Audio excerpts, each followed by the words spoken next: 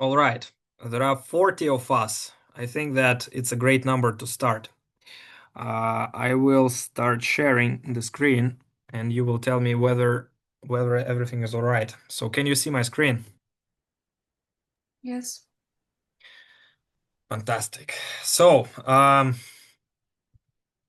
our second session today will be about artificial intelligence and a very, I would say, important and also very fast growing field of artificial intelligence. These are large language models. And during this session, I will try to answer this question why it is worth considering these large language models, why it is important for you, and um, what are the benefits in all these fields. So let's start with definition. So what is it and where these large language models are used? I think that you are all familiar with LLMs. I think that even looking and honestly speaking, we were looking at all your motivational letters and your CVs. It seems like a major part of you used LLMs in order to compose motivational letters. And no judgment here at all. No judgment here at all. We all use LLMs now in order to produce presentations. Guess what? This presentation was also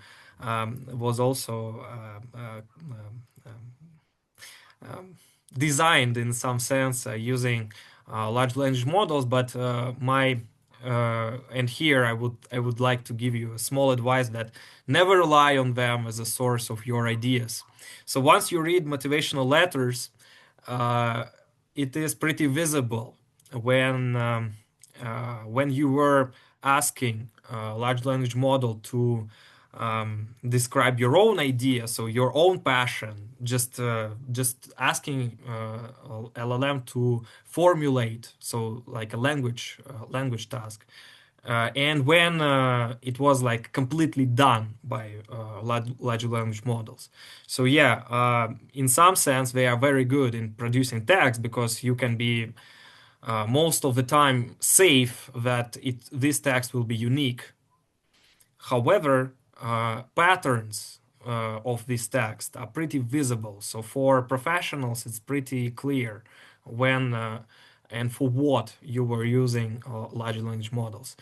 But nevertheless, once we are talking about generating text, summarizing text, translating or classifying text, large language models are very good in all these natural language processing tasks. And Of course, once we are talking about the definition of it, we need to understand why they are called large. So why they are called large? Because there are trillions of parameters inside that are tuned on a massive textual data, uh, like the whole internet, even digitalized books, and so on and so forth.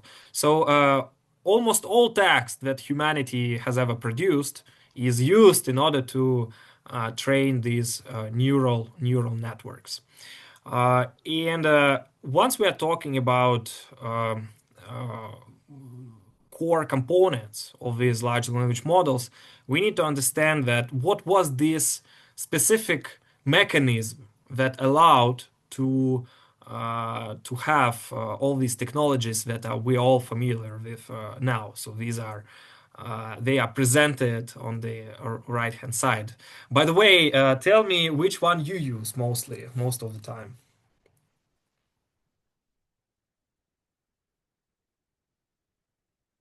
DeepSeek. DeepSeek, and why DeepSeek? I think because it's easy to use in my country. Yeah, okay. I think in Europe, the situation is exactly different because, for example, using my Italian, how they call it, Apple account on App Store, I cannot download DeepSeek. So it seems like something is involved in terms of which large language models you choose. But from have you so anyone present here try different models, try to compare them all. What would be your user experience? What is better for what type of tasks? But I think that it will be, uh, I think it will be not fair to compare maybe such services that are common, for instance, in Russia as ChatGPT and DeepSeek, because for instance, maybe if I subscribe to ChatGPT and have like a more smart model, in this case, the um, so the outcome of this LLM will be better rather than if I use the free version.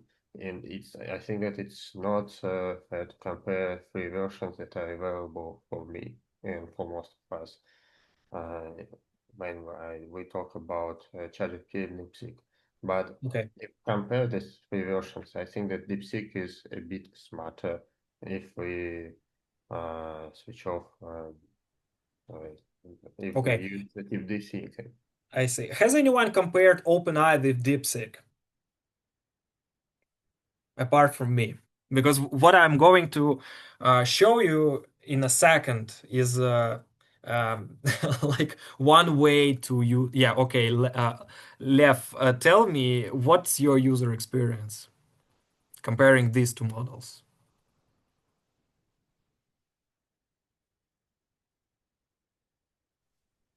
Well, OpenAI is much very customizable for me. Okay. And which model did you compare with DeepSeek? Because I compared them 1 month ago, so before Yeah, ChatGPT for GPT-5 all. release, and I compared them specifically in maths problems. Well, why would I need this? Because I wouldn't do this for fun. I can show you one way where these models can be used and when. So you can consider, I mean, you will see that, and you will use it for sure in your research and in your paper writing.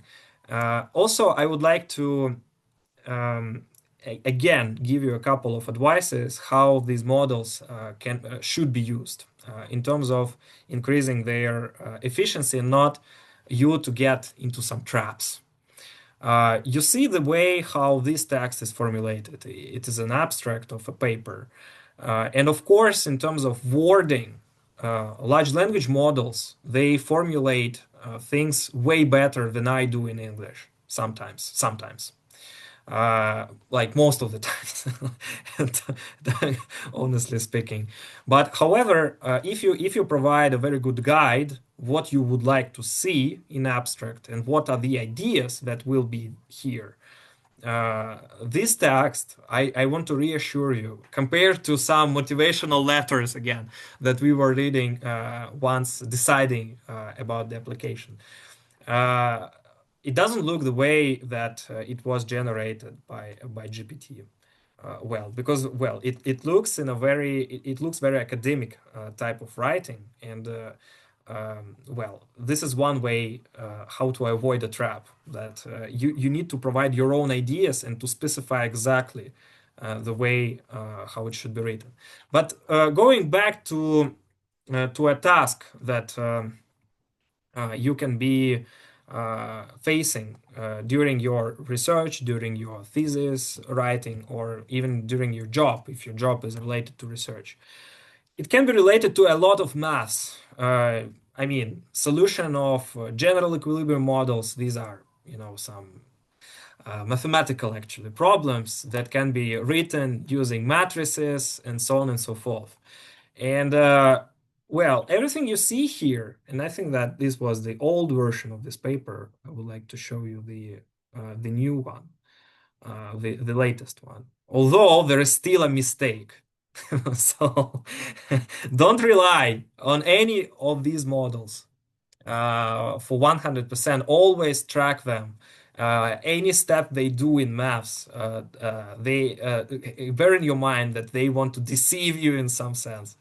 Okay, so you see that amount of maths here becomes incredible. Actually, what I'm doing here, all these papers, well, I do some Taylor expansions. I think that most of you are familiar with what is a Taylor expansion.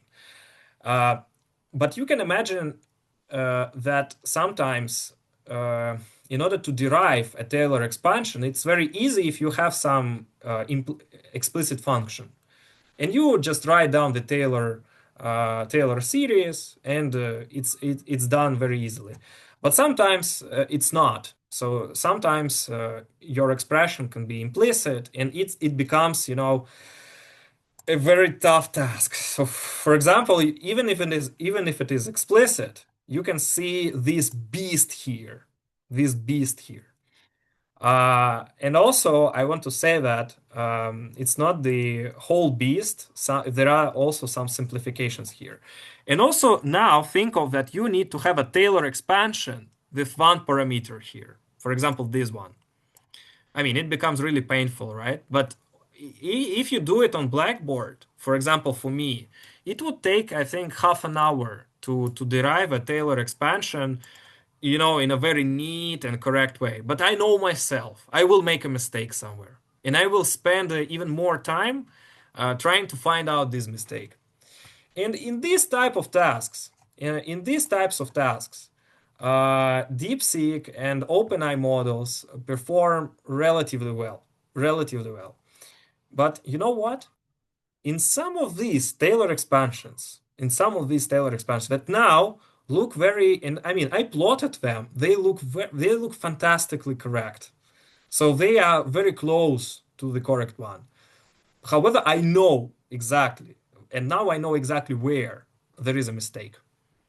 But I couldn't guess it without tracking all the steps that these models were doing.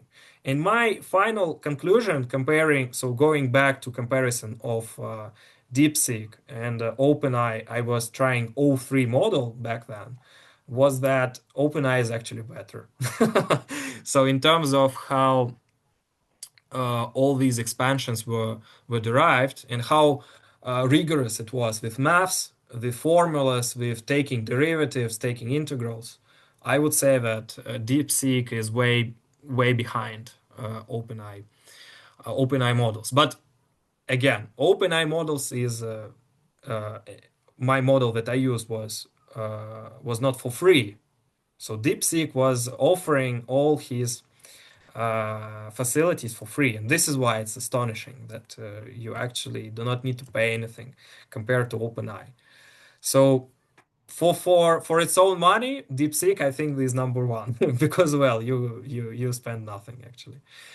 But if you want some quality, rigor, and like top performance, I would say that OpenAI still is the leader here. All right, so a couple of words about these large language models. So we will have a separate lecture, and I think it's going to be the following on the second one. George will tell you in details how attention mechanism works, how different heads of attention inside transformers perform. But for now, let's simplify. And I think if George is present here, he would kill me for simplifying like that we can consider large language model, and like any deep learning neural network, as a combination of some layers of neurons. And what is important for us, these are parameters that are there. How you can understand parameters? And again, do not kill me for such a huge simplification, but you can remember linear regression, right? So where you have some parameters that you want to tune in order to describe data and in order to find the best fit for data you have. In some in some sense, this is the same thing that we perform once we train large language models. However, data is just different here, and the task that model is trying to perform during the training process is different. So if we train linear regression using some, economic data, for example, right? We train our model to predict some prices, GDP, inflation. I do not know anything, but mostly related to money. We are economists and finance guys. But here, once we are talking about language models, it seems like we would like be interested in predicting something else. And on the basis level, what we would like to predict is the next word, next token. So actually, what is a speech? What is our language? In some sense, it's a sequence. It's a sequence of words, and it seems like it's very predictable what I will say next. You know what? You can even make an experiment. That's not for some reasons, but I mean, just for fun, you can try to do that. Predict your next message. So if you have of course if you have a consent of a second person that you are have a conversation with, try to predict your next message using large language models. I think that in general, it will capture really well what you want to say next. So it's a very deep question how predictable we are in terms of how predictable our thoughts are, and going forward what we actually do, because there is a way to understand this, that first we think and after that we do. So actually our actions are derivatives of our thoughts, and our thoughts are derivative of a language that we use that our brain uses. So in some sense we are all derivative of large language models inside our brains. All right. Okay, that was not the message of this slide, but think about it. Okay, the main message of this slide was about parameters and billions of these parameters that are inside these large language models. And these parameters are tuned once we are performing training tasks. And the main idea of this training task is to predict the next word, next token. So we train our model to guess what will be the following word, basically. And the number of these parameters is just huge. Let's see what are these numbers for. Now these are not state of the art, but they were something like half a year ago. This plot was up to date. I think now we need to update this plot, but still some relevant information. So you see that top performing models like Claude 3 that was released last year contained more than around 2 trillion parameters. So this number is, I mean, it's like comparable to all. So how huge this number is? Do you even understand what is two trillions?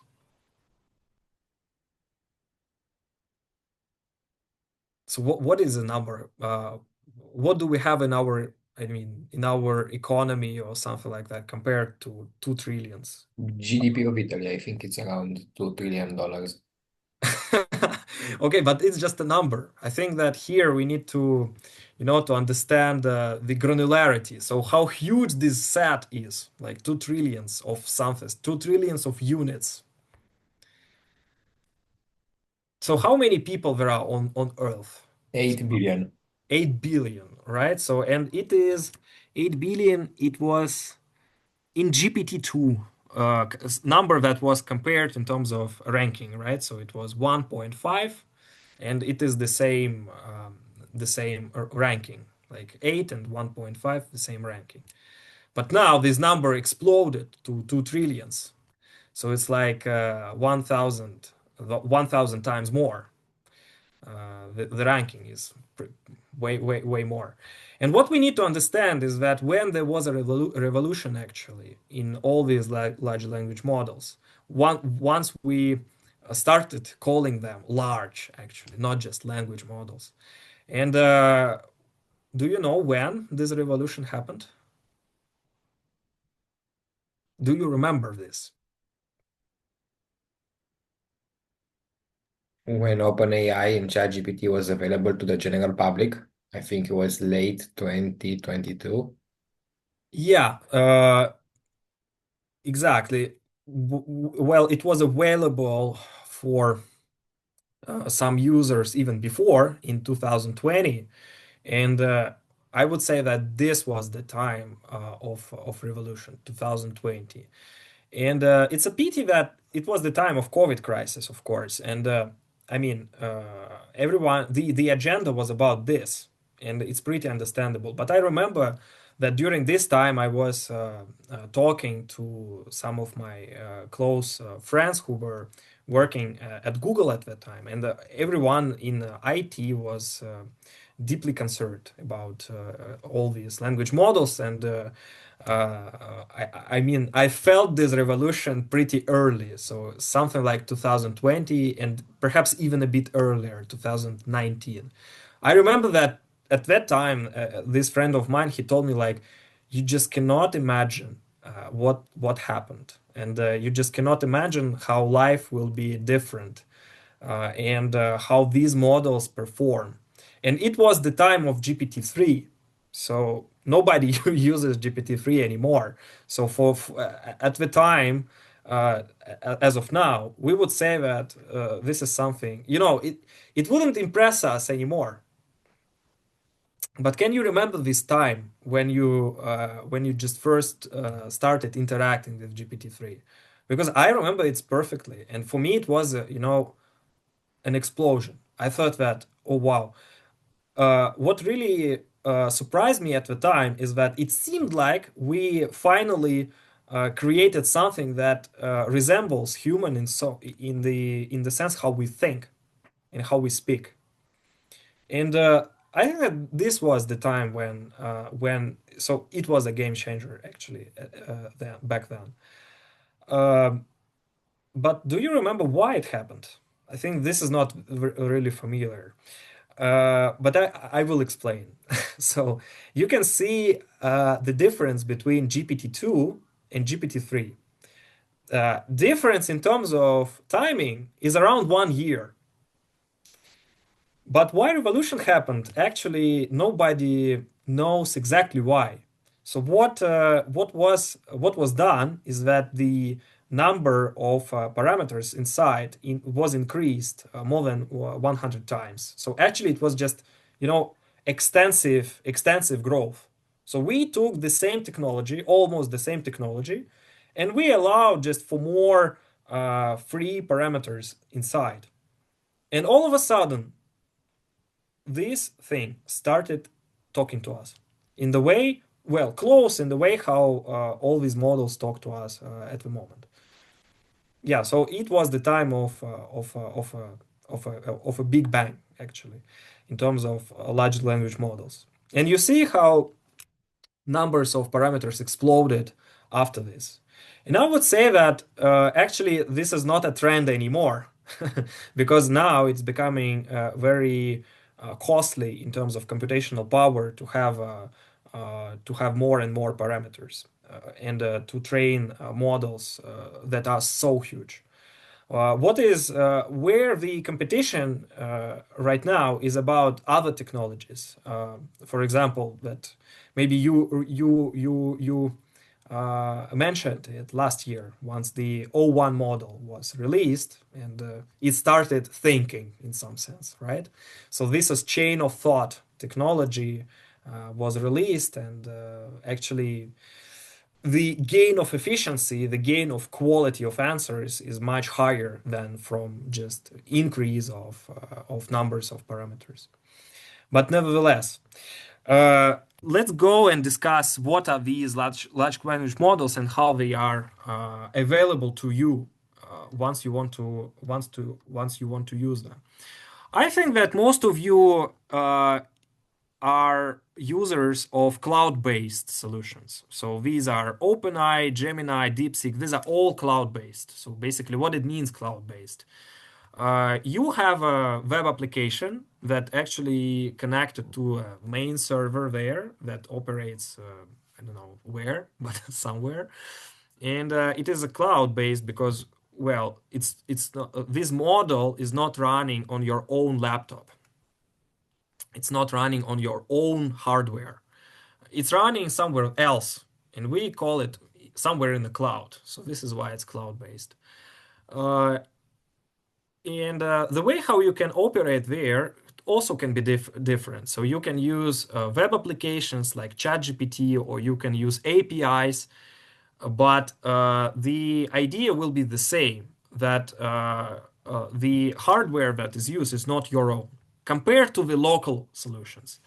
And here, as I know, also OpenAI should be included in the local one as well, because they some time ago released some local solutions, some local small models that can be run on your own hardware.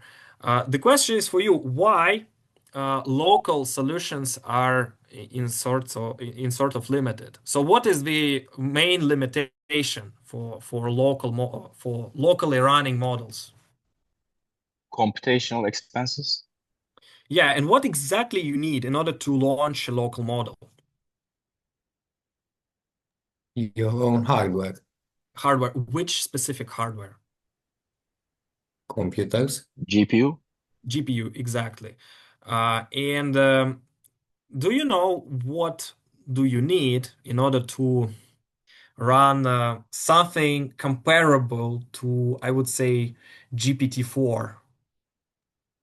Thousands of GPUs. Thousands? No, I think less, way less.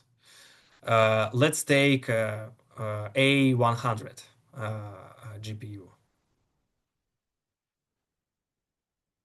for one user. Well, some of you could say that actually one could be enough, but you will just need to wait a lot of time because, well, it computes, well, while it's computing it, it actually, as I said, it predicts what should go next. And of course, you can run slower, right? But using less hardware.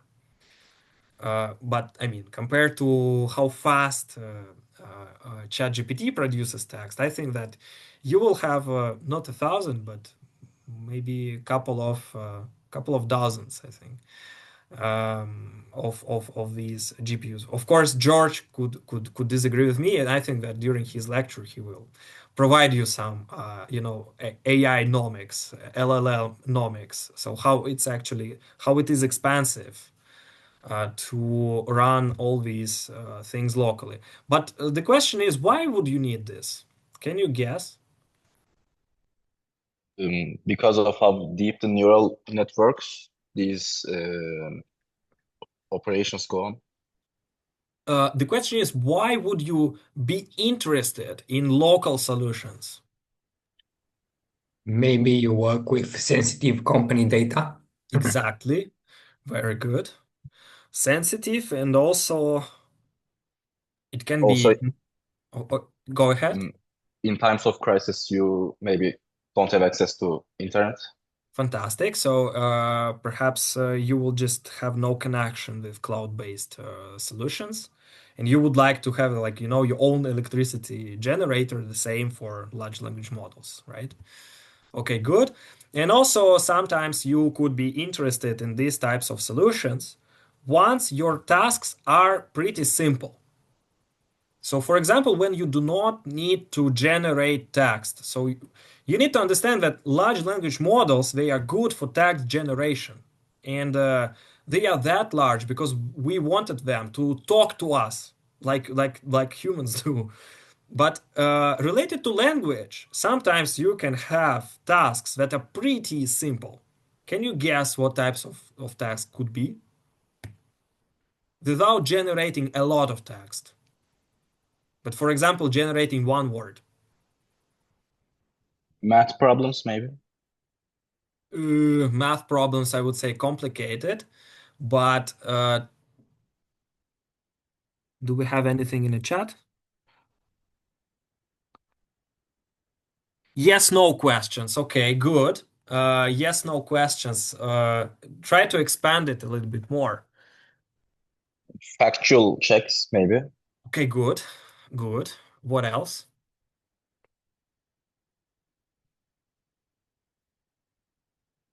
Classification, okay. So perhaps you want to classify whether it's a negative comment or positive comment, whether there was a hate speech or not, something like that. So when you do not need an essay, right? When you just need a small analysis like detection or classification. So this is where you actually do not all these heavy large language models. Sometimes even small transformers can perform well. And if your small transformer performs well, it seems like you would like to have it just running locally on your laptop. And the answer here, yes, it is indeed possible. Okay, yeah, I think no point to stop here for a long time.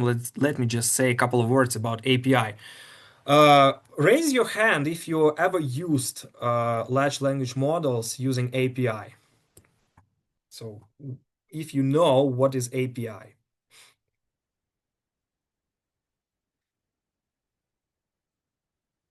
Okay, it seems like I will give you some. Okay, one hand, very good.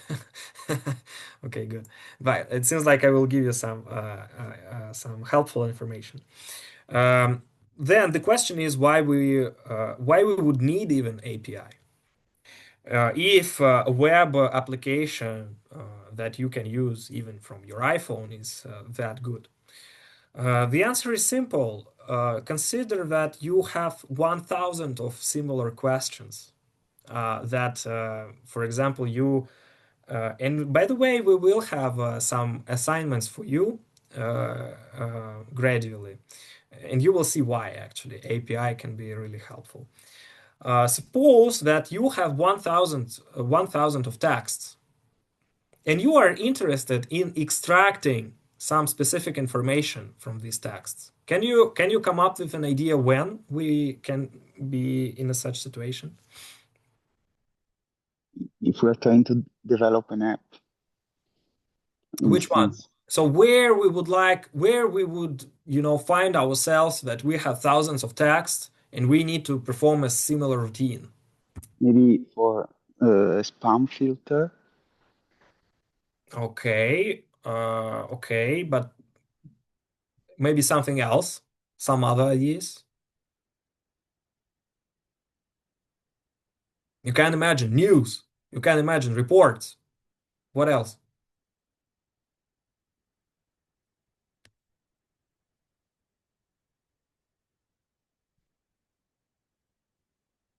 Papers, scientific papers. There are thousands of them. And perhaps we are interested in extracting some information from there. And we want to use large language model to do this. Well, it means that if we use web application of ChatGPT, of course we can copy paste it 1,000 of times. But it seems like we want such an algorithm that would do this automatically through our Python, environment. So we can have it, in algorithmical way. Also imagine that, for example, you want to compose 1,000 letters, 1,000 emails, and they are all similarly organized. So what will you do? 1,000 copy paste exercises? I think no. For you, it would be a very important task to understand how you can use API key in order to actually develop already some sort of an agent that performs these tasks in an automated way. So this is why API is very helpful.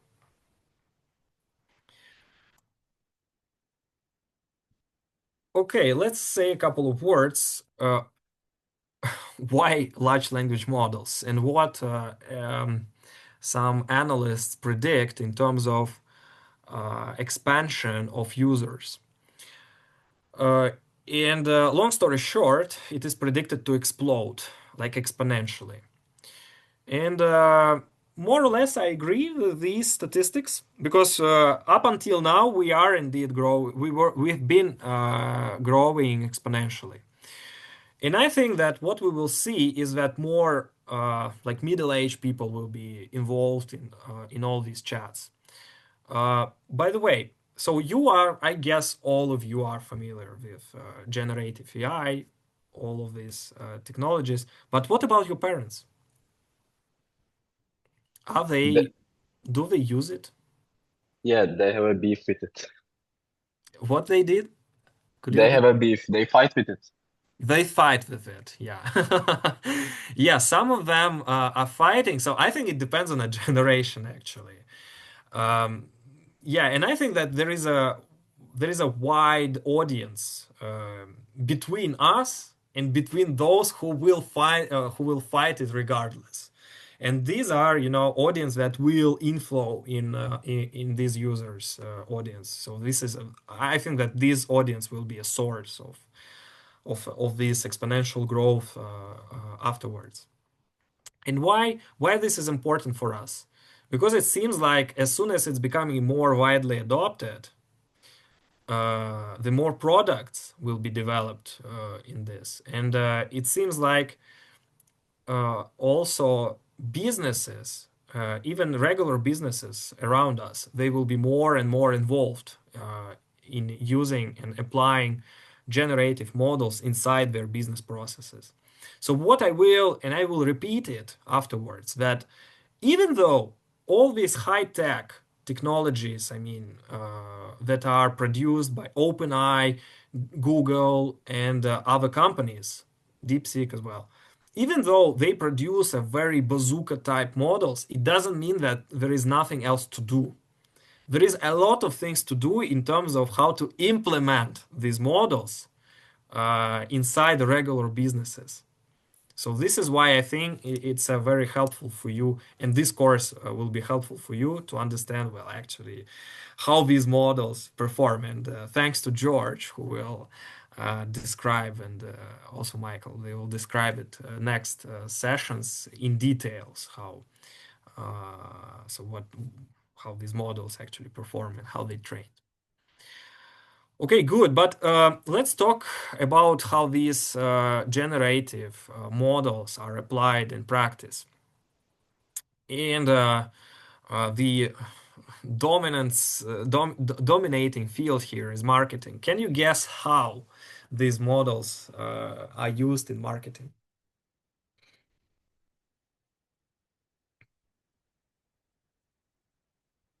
Copywriting. Copywriting, yes. What else? Analyzing customer data. Okay, so if you have a massive inflow of some feedback and you want to operate it automatically, yes, perhaps language models, but what else? So these are not. I think that these statistics are not only about language models, by the way. I think this statistics is on general generative models in general. What are these generative models? These are not only models who work with text, but they can be multimodal. So they can work with text and, for example, with what at the same time? Pictures. Measures. Pictures. Exactly. So how many of you use these models for image generation? For logo, for example, if you want to have some brand logo generation, because we did, and we did it, and I was surprised. But again, it works really well as a source of inspiration. So not that well in terms of like a final image that you will put, like a brand on any product. No, but a source of inspiration pretty well. You see some analogy with what I said related to text models, I think here is the same idea. So as a first starting point to giving you some inspiration, that works really well. Knowledge management. I think here mostly language models, but tell me, what is knowledge management? What's that?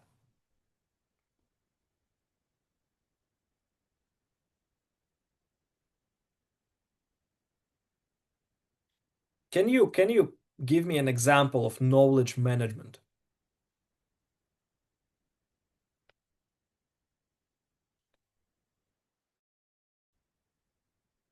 In research, for example, or inside any company. What is knowledge, basically? If I understand that correctly, there was like a big interview with Yuri Duch, with the one Russian scientist in San Francisco, who used the AI agents to research all of the topics on biotechnologies. And if I get you right, maybe that's the knowledge management. So basically, use AI agents to research all the available information on various topics. Okay, good. So I would say that so we can depart from defining knowledge, and here it's a classic way to define it using some some examples of academic knowledge, so related to science. And here, for sure, yes, and also not only academic people will be interested in technologies like that, also some pharmacy companies, right? So if you do some research, and especially when it's related to medicine, where research is published super quickly, you will need to automate the information extraction from all these sources. Management here is about analysis, storage, and retrieval. So what is analysis? Analysis is actually summarization. So you want to, for example, if these are drugs, experiments, drugs, research, you would like to summarize it in a way. What was the specific drug? What was the formula? And what was these three main questions? And guess what? These state-of-the-art large language models, if you provide a research paper and you ask a specific question like that, it will summarize a paper quite well. I mean, compared to how many papers you can summarize this way during one day, I mean, well, large language models are out of comparison, pretty good. And as I said, this is not only academic knowledge. And during our course, you will have experience. And by the way, it will be related to, we decided to have some intersections between blockchain track because we will build our own knowledge base.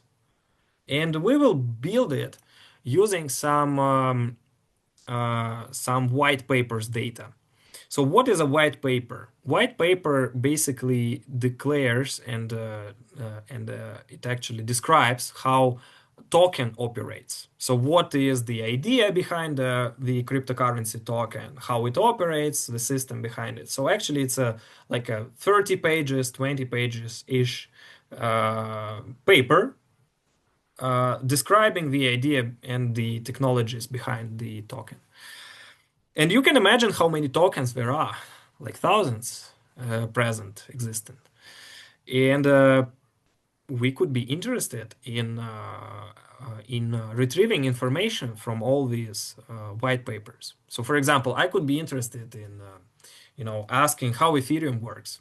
And if we have our knowledge base on this white paper, we will be able to extract this information quickly and provide me a response based on this knowledge base. Yeah, and we will have it as a series of assignments. And finally, you will be able to create your own sort of AI agent, retrieval augmented generation assistant, but more about this later. So,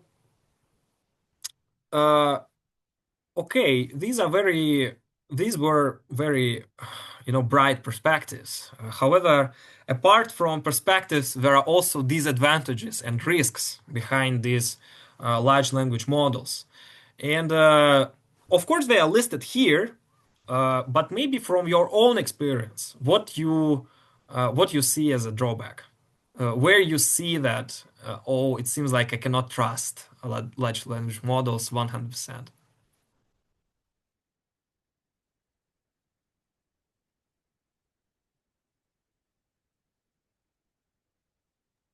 Well, sometimes they do hallucinate, so they give you wrong answers, and maybe they provide reasoning which is incorrect. Very good, because actually they mimic the way how they think, and sometimes they do it in a. I mean, you look at it, and it looks very, very, I would say, like probable. So in the way how it looks as if it's some good-looking text. But if you read it more, you understand that it's actually bullshit. Sometimes it happens, exactly. And well, hallucination here, I think it's one of the major problems. But what else apart from hallucinations? And actually, what are the forms of these hallucinations? So, giving you just some crap, it's just one way of hallucination. And I think that this is not that harmful. What can be more harmful than that?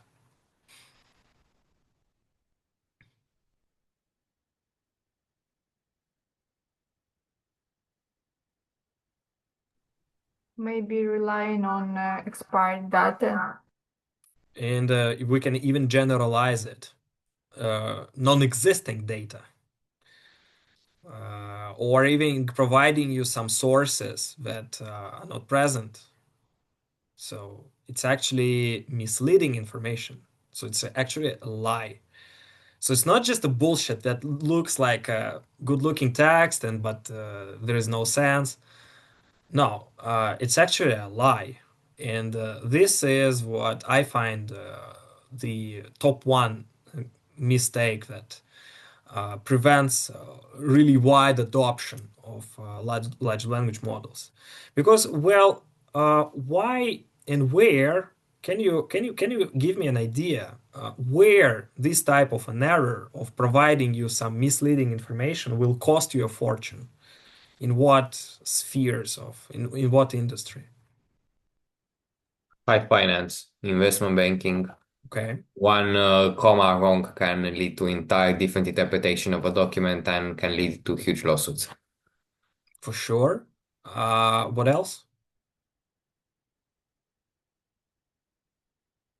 Health industry, it could cost lives. Uh, c- could you repeat again? Health industry, it could cost lives. Okay, what else? Where you need like exact source of information, where you need to be precise 100%. We have it. We have something in the chat. Medicine, okay. In scientific research, maybe you need to cite Exactly. some paper. Exactly. Research. And I would say that uh, this is what I experienced, but I was prepared. So I was prepared in the sense that I always know that, and you can also adopt this approach that large language model will always try to deceive you, in research. So you always need to double check and like to be tough with this model, and you need to challenge it up until the end, like any part. And as I said, even in maths, it can provide you something that will lead to a mistake. And I know that in my paper there is a mistake, and I found it.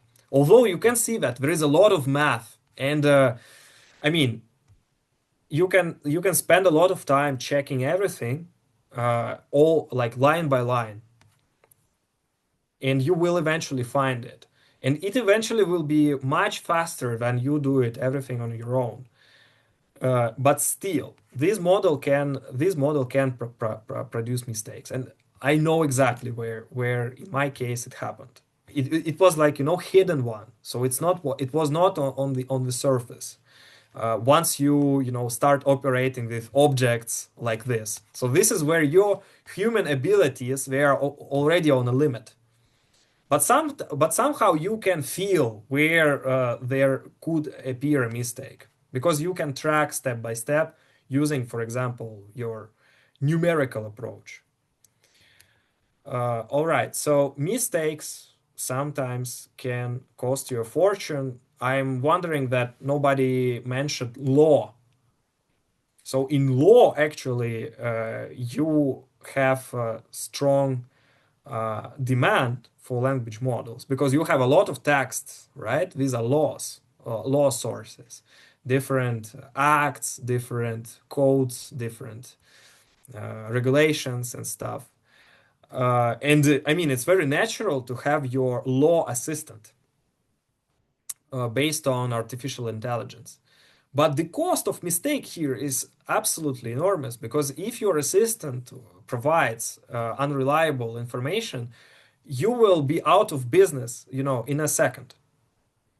So this is why it seems like there is still some gap in terms of how these large language models are adopted in practice. And yeah, real examples how ChatGPT can deceive you. You can ask about papers, about some sources, ask about, papers on financial stability.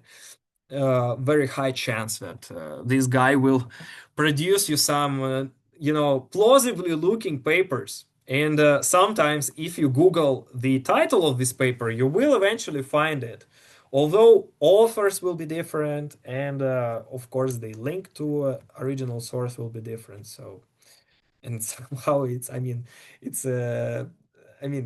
blows my mind that it produces you summary of non-existing paper, but you look in a paper and you Google the title of it, you find that something similar, and summary can be, in some sort of close to what this paper discusses.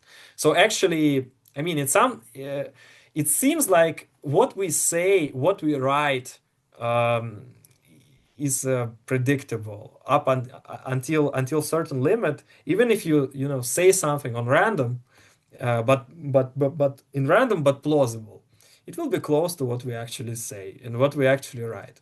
But of course, if we need to have a 100% sure reliability, this is not the right way to go. And we will discuss a bit later how we can solve these type of issues of non-existing sources, and when we need to cite them precisely.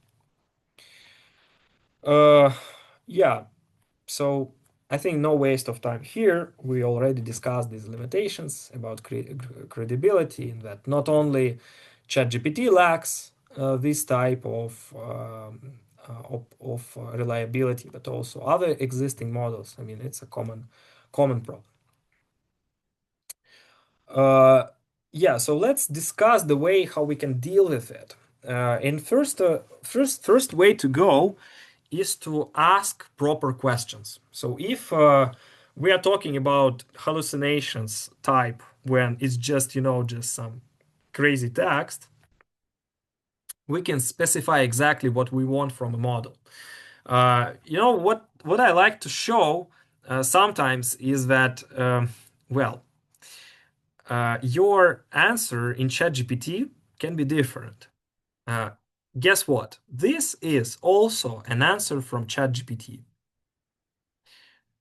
And now compare it to a regular question that you ask, and you will see that the response is pretty simple, like some pretty bullets. He talks to you like to a child.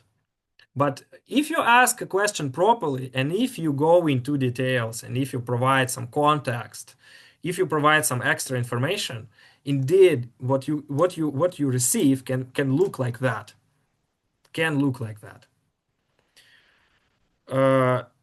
And this is about prompting. So prompt engineering is one way how to interact with these models. The second way how you can deal with this problem is fine-tuning. And raise your hand if you ever used fine-tuning. I think that one hand at most. My conjecture. No hands at all. Okay. Pretty predictable. Because fine-tuning, I think that you heard of this term before, fine-tuning. But to perform fine-tuning, you really need to do something sophisticated. And guess what? During our course, you will need to perform fine-tuning, and we will provide you all required, how to say, access to how to do that. Fine-tuning actually can be done for some, specific tasks. For example, you want to mimic particular behavior, or you want to have an assistant that answers more like a financial specialist. And how you can do that? Of course, you can answer this, like just give him a particular prompt, like answer to me as a professional finance guy, something like that, financial professional. And yeah, in some sense, it will try to mimic the way how a person like this would respond. But it would be much better if you have a wide set of answers and questions. So so like a knowledge base where, like during our university preparations, during our exams, we know questions and we train ourselves how to answer them properly because we have correct answers. So the same can be done during fine tuning to a model, that you actually, you're training some specific mindset, and these models, they will provide you correct answers with a higher chance once you perform this type of tuning of the model. And finally, retrieval augmented generation also will be covered in details during our course. Another way to go, and we are not dealing with tuning of parameters on a model, like feeding a lot of texts, questions and answers to it. No, retrieval augmented generation solves this problem another way. We will combine generation of text and also search of information at the same time. And I think that this technology, so back like a bit more than a year ago, like year and a half, when this technology started to become popular and we were working in this domain as well, I thought that this one is a big one. So I thought that this one is actually some sort of revolutionary technology. And guess what? Now OpenAI and I think any big tech companies, they are in the sense using retrieval augmented generation because all these chat GPTs now, they are connected to internet. Basically, this is an agent that searches for some information, retrieves it, and after that summarizes it from these sources. Basically, this is retrieval augmented generation.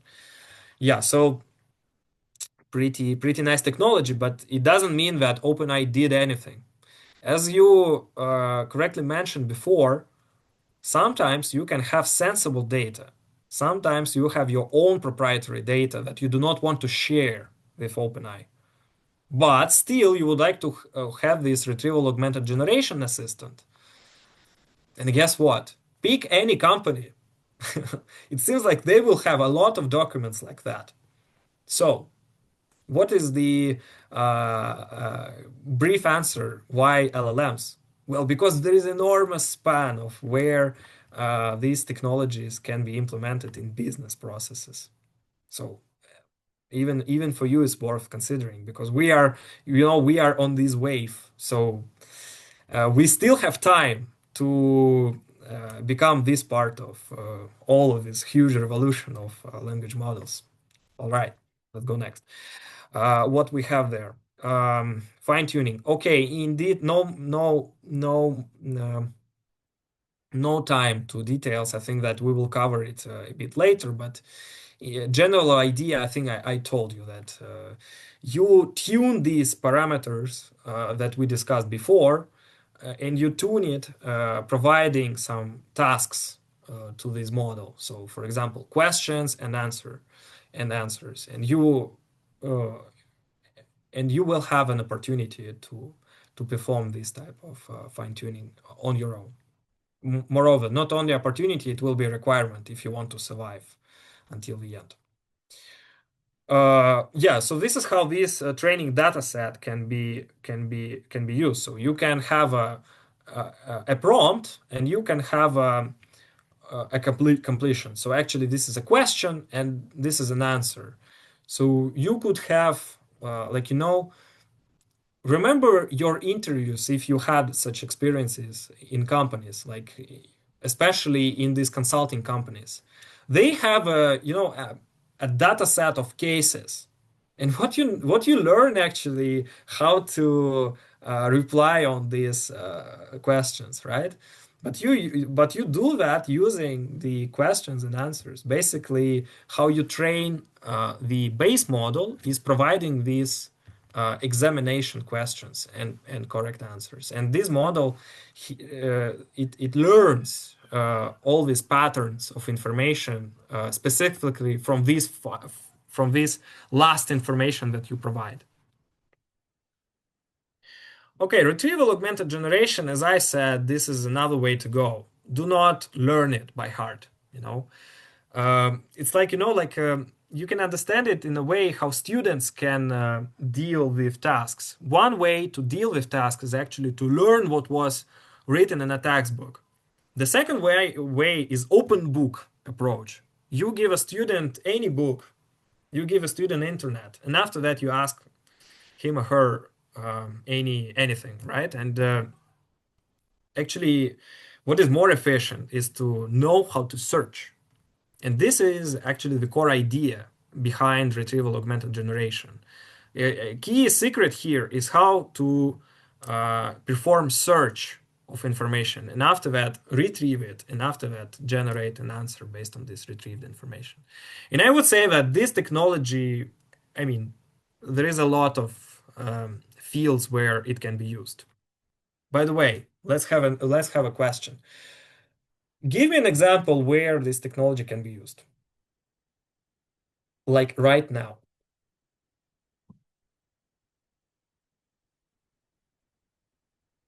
The retrieval augmented generation technology, or Yeah, retrieval augmented generation, exactly. Provide me an idea of a massive, like a set of text, specific ones, like where these massive text sources can be, and why would you need retrieval augmented generation? in law interpretation of different laws. Great. I mean, it's a fantastic one, and especially banking regulation. Like you have a enormous set of different central bank regulations for financial institutions, and they are actually, I mean, they are lost in all these documents. So retrieval augmented generation does actually what? You ask a question, you provide some context, and based on this context, it finds some relevant law sources. It's already, I mean, this is already valuable, right? Even if you do not provide any summary, even if you provided sources that are relevant for this particular question, that's already more than 50% of success. But if you summarized what you found answering this question, I mean, this is enormous value for all these professionals. Right. What else?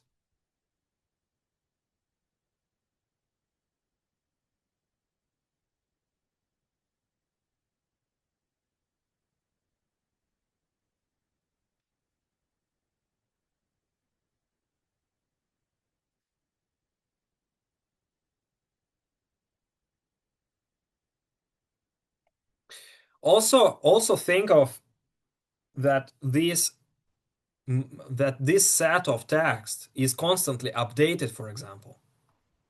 Think of it. So think of that you want to ask a question and get a response based on some information that is constantly updated. Okay, improving search engine, self-driven. I think that was before. Improving search. Could you expand a bit? So what do you mean improving search engine results? Trading. Okay, trading. Okay, nice. I like it. Trading where exactly?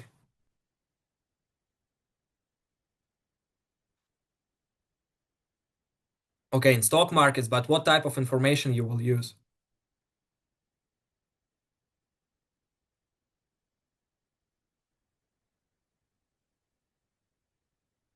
Okay, exactly. So this is also considered as sentiment analysis. So when you have news, reports, announcements, also consider that sometimes you even have online translations of board meetings. So actually, you can know uh, and almost hear what they are discussing at the moment, especially when they announce earnings. So these are, meetings for all investors, and if you have access to some of these platforms, you can see this information coming. Like you can see online what Elon Musk is telling you about their performance. I mean, I'm not joking. And of course, here naturally comes an idea of some assistant based on AI that would operate on all this mass of information and just help you to extract sentiment. Say that okay, these are bad news, good news. Should I buy or should I sell Tesla? Yeah, and I mean these are just examples like this. If you go deep, just try talking to some business. Try to talk, I do not know, any company that produces almost anything. And just ask a simple question where you have a lot of documentation, where you have a lot of tasks, where exactly in your business process. And you will find out that there are, very PT workers who are doing this manually, all these operation with information flows. And I mean, my conjecture is that there is a huge way where all these technologies can be implemented in businesses. All right. Okay, we discussed the general strategy that retrieval augmented generation implies that we want to search for some information that is stored in some knowledge base. And after that, we provide this information for large language model in order to produce the final response. So actually, large language models does not invent anything. It summarizes. It summarizes. And at least I think that you will all agree that summarization is pretty well done in all the state-of-the-art models. So if you provide a long text, these models are pretty good in giving you short one. They are pretty bad in giving you some, advices, especially life advices. But in summarization of information, they're pretty good. Yeah, let's talk about some solutions that exist already. So, have you heard of Perplexity solution? Have you heard of it? Have you Yes. ever tried? Good. And when exactly, and what is your user experience? I actually enjoyed it because I can find articles very easily. Okay, but what about the quality of these articles? I think papers, right? So you're talking about academic papers. Academic papers or internet articles, most of them are actually good. I would say about to 75-80% of them. Yeah. And Uh, yes, I agree with what someone said in the chat is better yeah, for sure. than ChatGPT in doing researches. Yeah, for sure, for sure. No doubt here. The problem is that once you are becoming more specialized in some domains, so for example, monetary policy, right, or financial stability, financial regulation and stuff, you understand that Well, actually, sources that these engines provide you, they are not that good. So, yeah, they are related to what you want, but ranking of in how they are relevant to you. I mean, for example, if I'm interested in in a particular domain, take for example monetary policy, my favorite one. I like monetary policy. So this is about central banking. I know exactly what papers should be read first because they are classic ones. And I know how I would order papers one by one. So what should be like the first one, the second one, the third one, how I would spend my time or reading all of this. So I have ranking of papers in terms of their relevance to my question. And I would say that these models, they are good in what? They are good in terms of providing you the whole list of all these sources, but they are not that good in terms of ranking these sources in terms of relevance. And sometimes it's bad because if you have a question, it provides you some, for example, fresh papers that were really, 1 year ago published. And they can be super relevant for you in terms of text inside them. Their titles, their abstracts, like they are about your topic for sure, but they are no names. So these are, some not super highly ranked journals, or I mean, this is not what I would spend time reading first.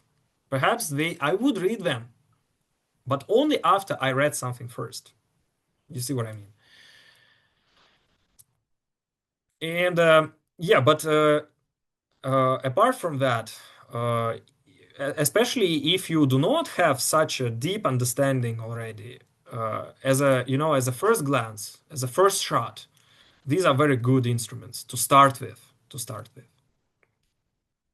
And also, I think Perplexity is, I mean, is it free? I think it was free some time ago. Is it free still? Yes. I think this is why you like it as well, because you do not need to pay a lot of money to use this. Although I think that, and especially in academic research, there are different. By the way, in academic research, do you have anything else on your mind? Helpful, I mean, instruments. Have you heard of consensus? Have you heard of also what was else I was using? Any suggestions in the chat? Freemium, illicit. This is what I was trying to recall. Yeah, illicit. And actually, the illicit was at first, I was inspired by this idea, but what I was talking about, these, no names, this is what was my user experience in illicit, that ranking of relevant papers was not that good. So what I eventually end up with in academic research is that, first of all, you need to find a set of papers on your own. So my own strategy of finding this first, like any, well, I do not know where we have time, but I will do it anyway. I will show you how sometimes you do research. All right, so let's go to some papers in trade, and let's go here. I think literature overview. No, like maybe here. Yeah, so you see, this is what I did first, and this is what you regularly do once you do research. First of all, you want to understand what are the papers that are related to the topic that you want to elaborate. And as you can see here, there are 50 items here in this folder. And this folder is only about oil price shocks. Yeah, I was interested in predicting oil prices. So 50 papers here. And it took me something like a day, I think, to find all of them. But I did it in a professional way, so I understand uh, who is driving this literature. For example, this guy, Killian, he's widely known and he has most of citations. And after that, I understand how this uh, knowledge actually evolves. So I understand who is contributing to this stream of literature. So I download all these papers and 50 papers here, and I think something like 30 here. So you can imagine, you already have like 80 papers to consider. Is it possible to read them all, especially when you have 2 days to write a research proposal? Of course not. Of course not. Because to write a proposal, if you have a literature review, it will already take you 1 day to have it in a neat way, to summarize everything and also to explain what you want to do and what will be your contribution to the literature. It will take some time. But I mean, most of the time it takes to understand what actually was done. So my solution, and I couldn't do anything better using all these existing AI instruments already, like Elicit, Perplexity, is that first of all you need to have to find all these papers on your own, and after that you can summarize these papers using all these large language models instruments. But they are still not that good in searching specific information. So this is why I think that still there is a lot of things to be done. And well, I hope that it will not be done because, well, if it is done, what is it? What is it? I mean, it will be super boring to do all this research. I mean, it will be so easy to inspect all existing literature, because for now you need to make some effort, and it's a bit of a threshold, because you need to find all these papers, to take them through you, and you're getting into topic like that. I have a fear that once we automate even this, then research will be boring in some sense, because, well, you just do not need to research anymore. You can ask ChatGPT or Elicit or Perplexity. You're done. Okay, never mind. These are my PhD thoughts. Sorry. Okay, let's go to and discuss in the rest, something like 20 minutes left, I think. Yeah. Other solutions. Glean, actually, before preparing for this session, I've not even encountered this solution before. I've never used it, by the way. Have you ever used this? Glean?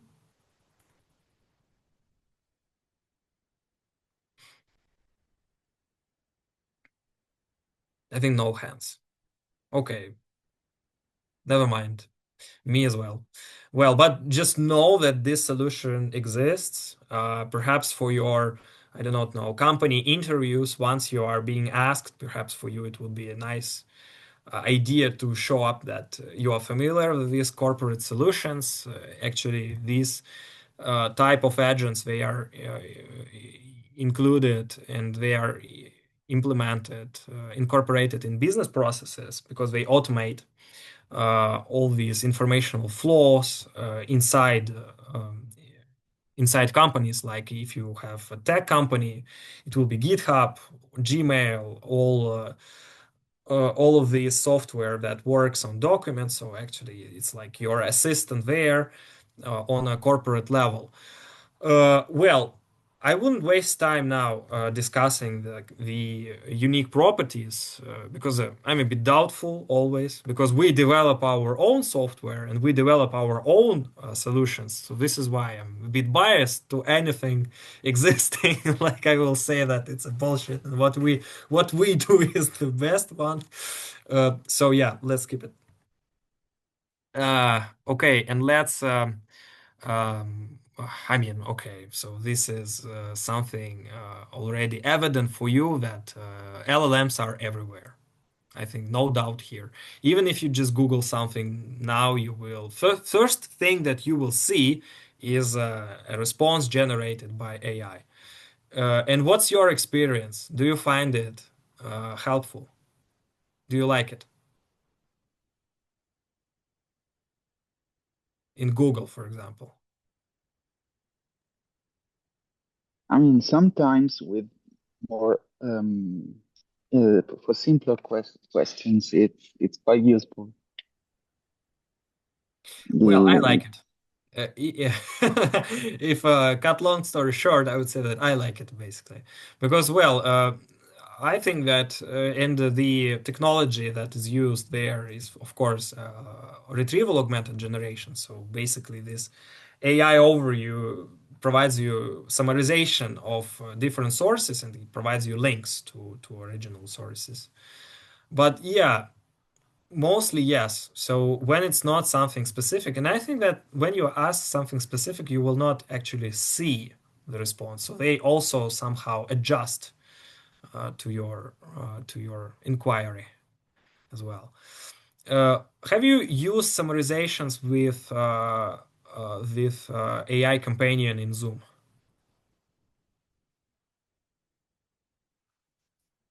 We use it all the time. So any meeting we have in our blockchain project and our AI projects, we always record them and we always make summaries of what we discussed, what are the goals. And my user experience is that in English, this technology in Zoom, for example, they perform really well. But if you do it in other languages, uh, I mean Russian, for example, I do not know about Italian. You can try it out. But experience in Russian showed that I mean, sometimes really funny what he produces as a summary of what you discussed. We have such joke inside our teams, but just for fun. Not it's not about the increasing efficiency. In English, pretty well.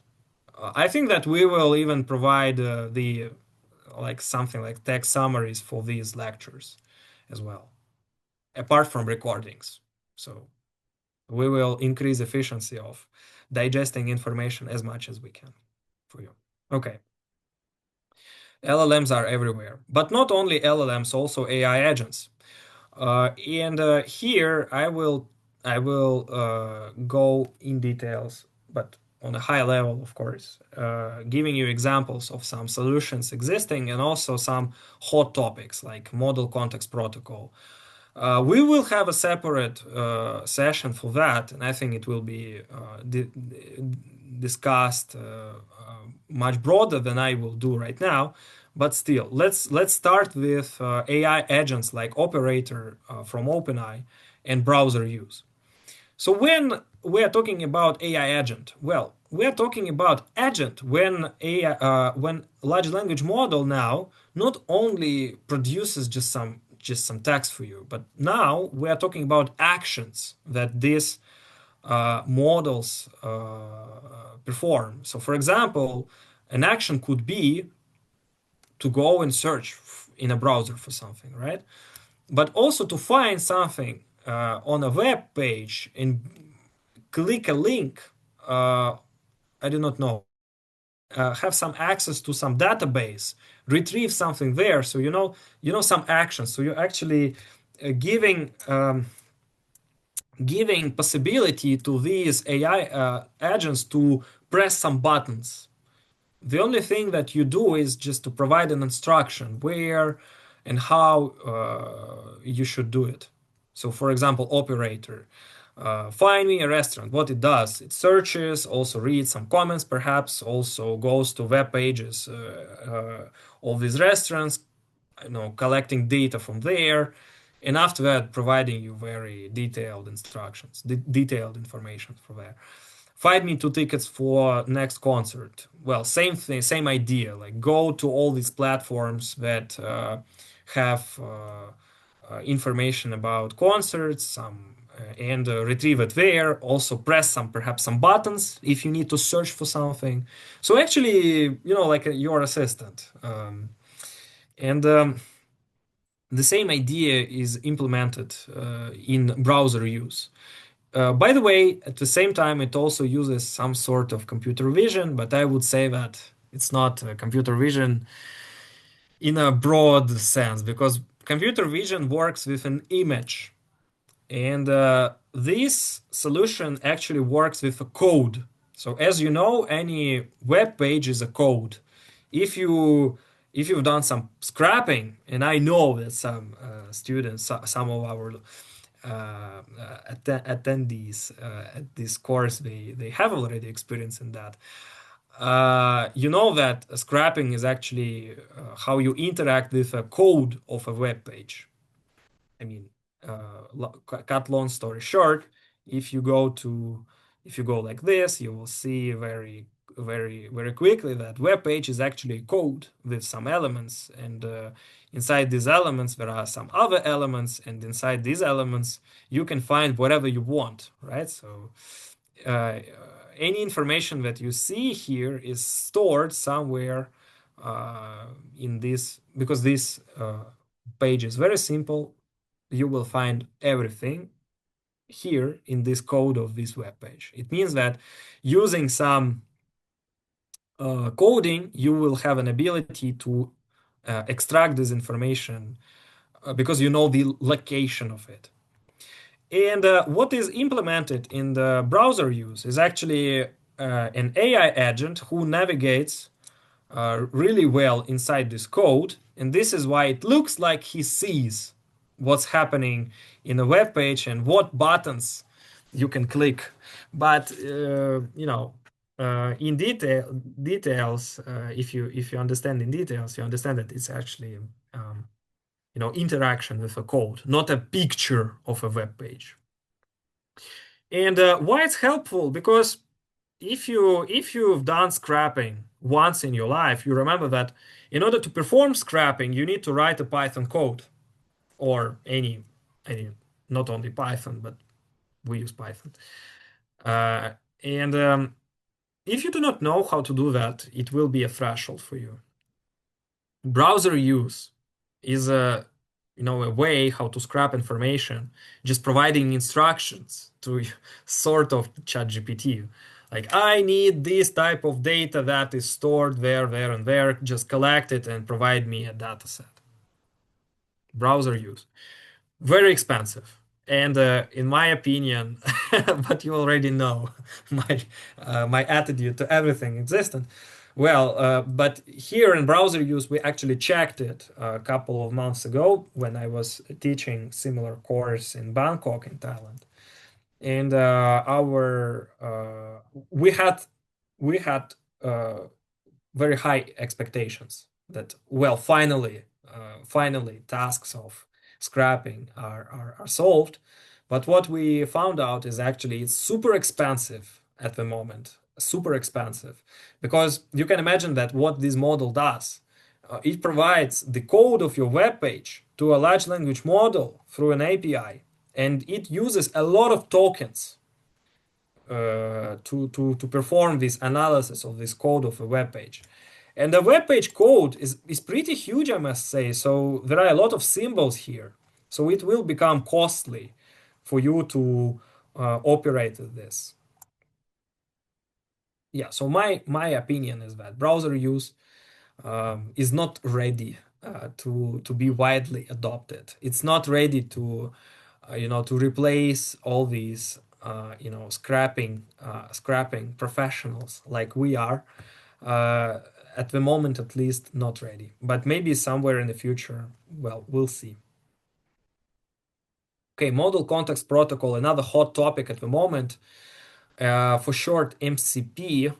And actually, what it means? Perhaps you have already come across these terms before, but the general idea is that it is related to AI agents. So it is related to this environment when we want our AI models to press some buttons, to interact somehow with environment, to, I do not know, to find us something, to click a button somewhere, to order something, and etc. But the question is how to provide a very good instructions for this large language model, how it can interact with the world, so how it can act. And of course, you can write a prompt, something like a prompt, and to have all these situation-based prompts that would connect your large language model, for example, with a GitHub. Yeah, you can imagine an agent that will be linked to your GitHub or even Google Drive because, well, perhaps you want some agent that goes to your Google Drive and searches for some documents there and finds some specific information there. After that, compiles it somehow and provides you the final summary. This is a very simple AI agent. And also you can have a very broad instructions, like if you don't find this information in this database, you can go to another database, try find something there after, and I mean, you understand this type of instructions. But this is not something that we want because these are instructions like guidelines. So this is how we would instruct a human. Sometimes if we're working with code and if we want our agent to call some function, and we understand that calling a function is actually implementing a code, so run a code.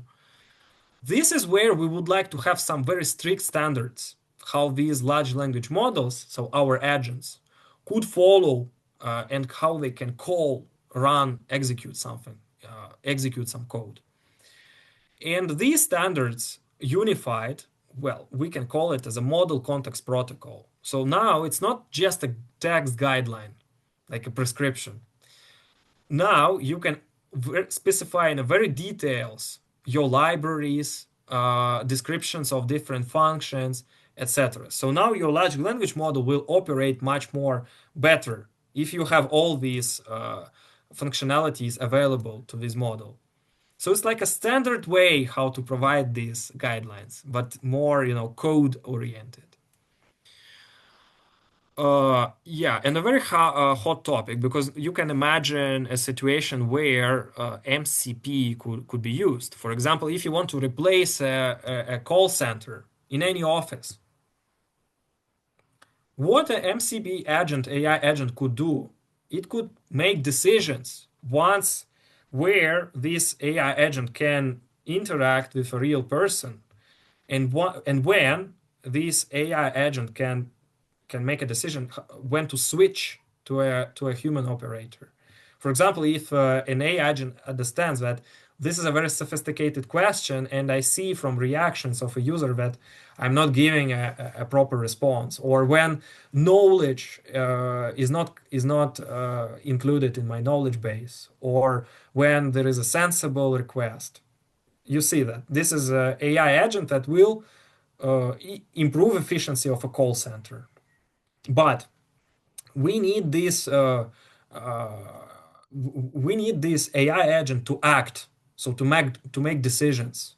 So this is why we need to have a very detailed protocol when and how this AI agent will access other external sources of information, call any function, etc. This is why MCP here looks like a natural solution. Also, one of solutions that we developed in our startup, we call it Booker. For example, I mean, there are already existing solutions where you can book something. So when you can see whether, for example, you want a beauty center, and you want to make your nails, right? Me not, but I mean, some of you may. Or you want to have a massage, I do not know, any types of services, like, but there are already existing platforms where you can book slots on this. But imagine an AI assistant who can do this booking for you. You just specify what you want. You just say where you are, what do you want exactly. It will provide you relevant options. You will just pick, or you can even outsource it to this AI agent, and he will book everything for you. You will not pay anything, but he will book. So he will provide you options that are available and that are relevant for you. We did it as a part of like a small project, but nevertheless, the idea is very simple. That here it's actually using MCP type of interaction, because we have external application that have information about available slots, and external application that actually makes it available to book it. We want to connect our AI assistant to this application there. So we actually make a protocol how our AI assistant will interact with these applications. So this is why even the task of booking something can be easily explained in the context of model context protocol, MCP. Okay, so let's discuss and let's briefly conclude what are the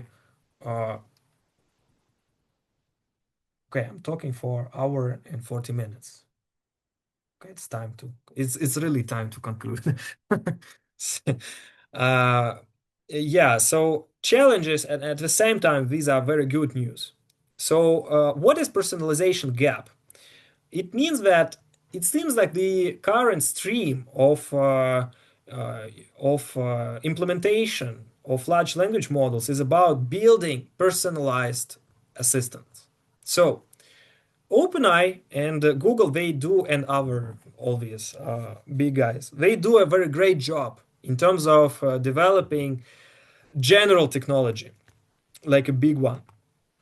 But if you go in details, you will understand that most of the time you need something specific, especially when we are talking about real businesses in practice.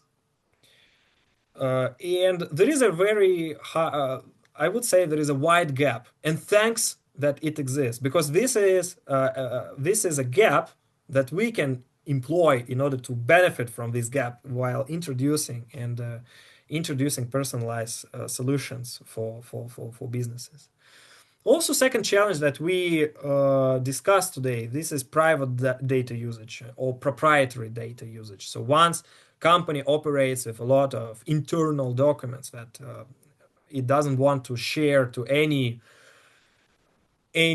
company, any third party, any OpenAI, Gemini, and etc. You want to have your own solution. Guess what? This is gap where we can operate. Trust and reliability. Yes, seems like there is still a gap there because, well, as we discussed, our parents they want to fight it.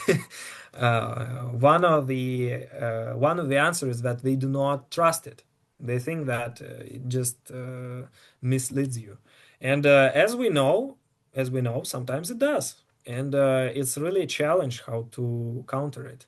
And it seems like personalized solutions where you can control data sources, where you can control how these AI agents search for information, there you can increase the accuracy. And finally, cost and efficiency. So yeah, sometimes large language models, they are not the best solution available. Sometimes it's better to hire a small team of professionals who will train a local model that will perform tasks that you really need. Sometimes you just don't really need a large language model as an instrument. And in terms of cost and efficiency, well, some personalized solutions can be more appropriate.